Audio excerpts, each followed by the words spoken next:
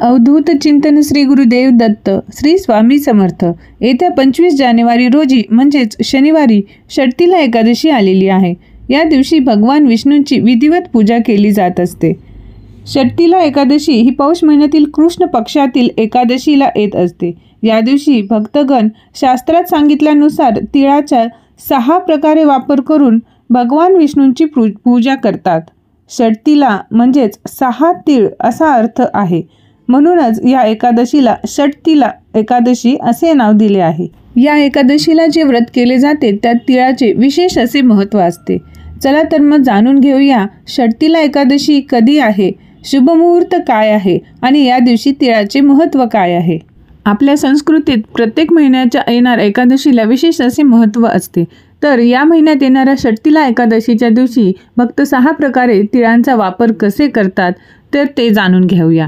तर यामध्ये तिळाने स्नान, तिळाने तर्पण, तिळाचे दान, तीळयुक्त भोजन, तिळाने हवन आणि तीळ मिसळलेले पाणी पिणे हे अशा 6 प्रकारे भक्तगण हे तिळांचा वापर या एकादशीमध्ये करतात। म्हणूनच या एकादशीला षटतिला एकादशी असे म्हणतात। हे व्रत भगवान विष्णूंना प्रसन्न करण्यासाठी आणि मोक्ष प्राप्तीसाठी केले जाते। चला तर पाहूया मग या व्रताची तिथी तसेच या दिवशी तिळाचे महत्त्व अधिक का आहे। तिळाचे काय महत्त्व आहे। पद्मपुराणात षटतिला एकादशीबद्दल सांगितले आहे। षटतिला एकादशीला भगवान विष्णूंची पूजा करून त्यांना तिळाचा नैवेद्य दाखवला जातो। या दिवशी तिळाचे दान केल्याने पापांपासून मुक्ती मिळते अशी मान्यता आहे। षटतिला एकादशीचे व्रत ज्या व्यक्तीने केले आहे त्यांनी तिळाने स्नान, दान, तर्पण आणि पूजा करायला हवी।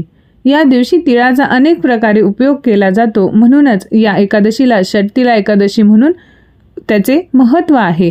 पुराणात असे सांगितले जाते की जितके तीळ तुम्ही दान कराल तेवढा पापापासून तुम्हाला मुक्ती मिळेल। तर मग जाणून घेऊया षटतिला एकादशीचे महत्त्व। षटतिला एकादशी भगवान विष्णूंच्या प्रिय एकादशीपैकी एक मानली जाते। या व्रतामुळे सर्व मनोकामनांची पूर्तता होऊन घरात सुख समृद्धी येते अशी मान्यता आहे। या व्रतामुळे दुःख आणि गरिबी यापासून मुक्ती मिळते असेही म्हणतात। समजा तुम्ही षटतिला एकादशीचे व्रत करू शकला नाहीत तर फक्त कथा ऐकल्याने देखील वाजपेय यज्ञाच्या समान पुण्य मिळते असे सांगितले जाते।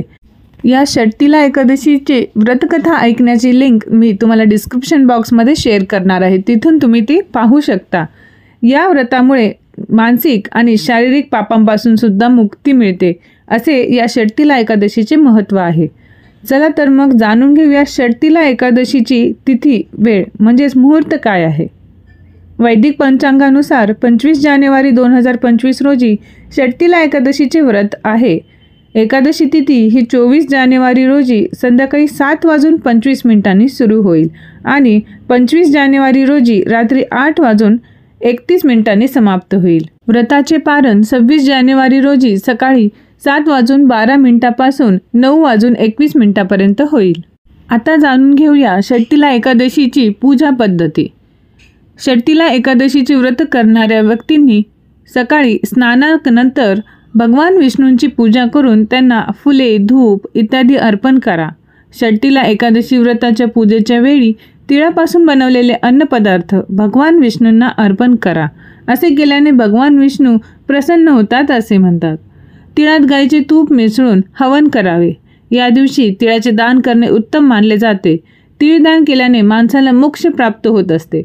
व्रत पाळल्यानंतर रात्री भगवान विष्णूंची पूजा करावी आणि रात्री जागरण व हवनही करावे।